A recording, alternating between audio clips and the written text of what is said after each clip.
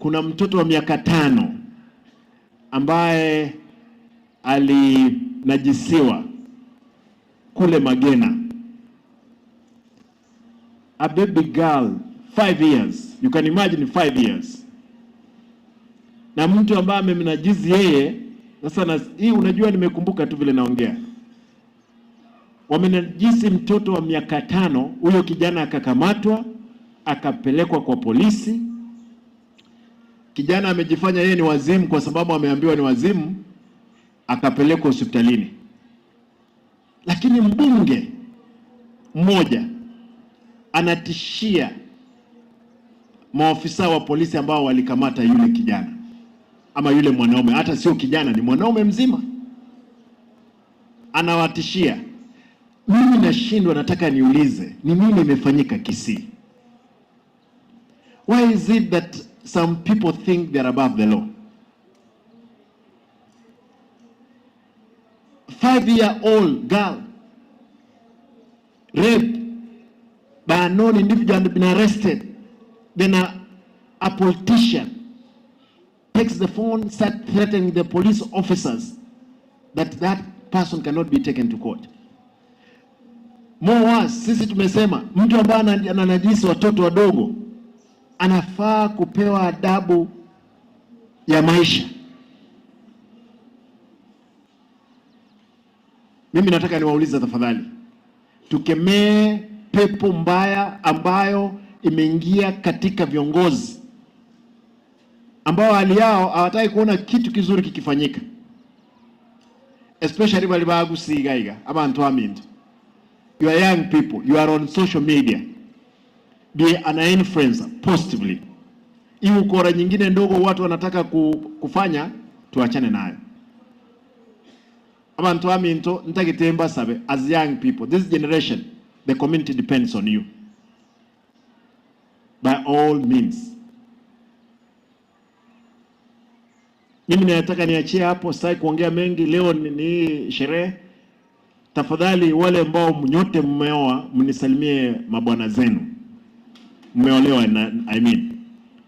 The ladies ambao wamekuwa married hapo, weka mkono juu tafadhali. Nisalimie mabwana zenu. Wanaume ambao wameoa, mwuko ni lini umekuwa nurse? Ako na mtoto nurse. Na nyinyi mnisalimie bibi zenu. Wale ambao mnakuwa sponsored, salimia sponsors. Pia tunawapenda, ni our voters. Na pia msalimie wazazi wenu. Asanteni na Mungu awabariki.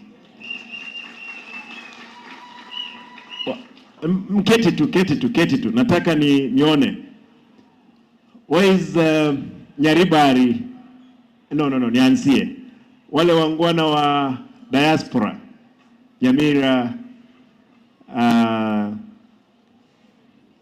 Bometi, Kericho, Migori, Omabei, Kisumu.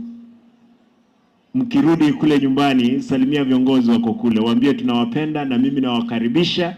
Nitakapopeana nafasi ya kazi zile ambazo tunataka tupeane, nitapeana kwa sababu tunahitaji. Sheria inatukubalia kwamba tufanye 30%. Kwa hivyo tutahakikisha kwamba tumeemploy pia watu kutoka nje ya kaunti yetu.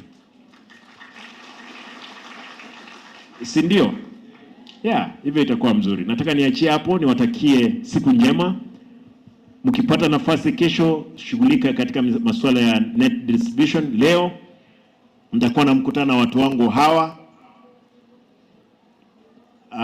Tutaongea na wao, at least kazi iendelee, na vile vile tuone kama kuna mkutano mwingine iko hapa kando tutashughulika.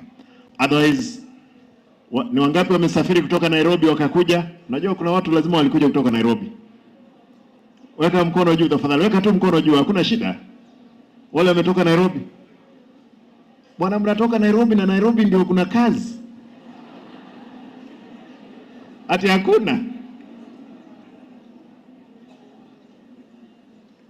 I thought kwamba Nairobi ndio kuna kazi. Sasa unajua wengine lazima, you must be mentors of our young people here. Kazi iko kila mahali.